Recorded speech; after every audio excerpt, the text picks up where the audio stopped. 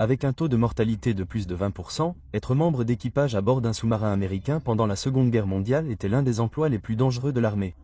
Mais ils étaient aussi parmi les mieux nourris. Ils pouvaient déguster des plats comme ces steaks suisses et cette purée de pommes de terre, que je prépare en utilisant le livre de cuisine de l'US Navy. Merci donc à Babel d'avoir sponsorisé cette vidéo alors que nous nous plongeons dans la cuisine sous-marine cette fois-ci dans Tasting History.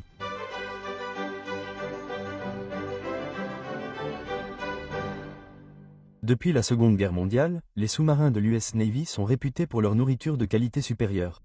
À tel point que les officiers mangeaient en fait la même nourriture que les soldats. En regardant les menus de plusieurs sous-marins pendant la guerre, nous pouvons voir qu'ils prenaient 3 repas complets par jour avec des petits déjeuners comprenant souvent des fruits frais, des œufs, des céréales, du bacon et des brioches à la cannelle. On pourrait déjeuner de fricassés de poulet, d'agneau à la menthe ou de côtelettes de porc, avec glace et tarte. Et puis un dîner composé de ragoût de bœuf, de pain de viande, de salade de saumon, de maïs frais et de tarte aux pommes pour terminer la journée. Pas mal du tout, surtout comparé à la nourriture qui était servie à la plupart des militaires à l'époque. Ce qui est vraiment cool, c'est que presque tous les plats de ces menus se trouvent dans ce livre de cuisine de la marine américaine.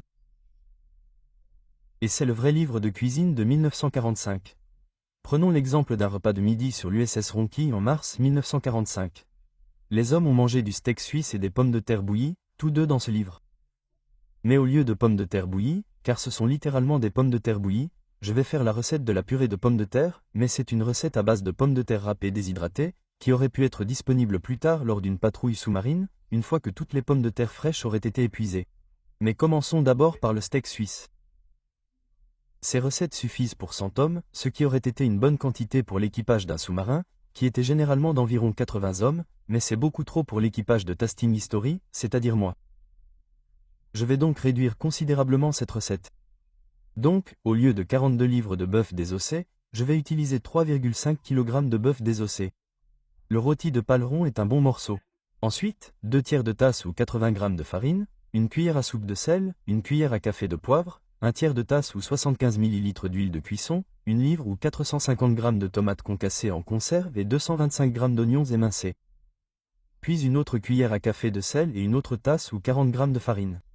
La recette commence par dire de couper la viande en steak de 6 onces et de 1 à 1,5 pouces d'épaisseur. Et je crois que les miennes pesaient environ 170 g, mais elles n'étaient vraiment pas uniformes. Ensuite, vous mélangez la farine, le sel et le poivre, et vous en saupoudrez généreusement chaque steak, en les enrobant à l'avant, à l'arrière et sur tous les côtés, en pressant le mélange de farine dans la viande. Ensuite, faites chauffer l'huile de cuisson dans une poêle épaisse à feu vif. Franchement, je pense que la quantité d'huile de cuisson demandée par la recette est probablement trop importante, du moins dans ma cuisine. Donc,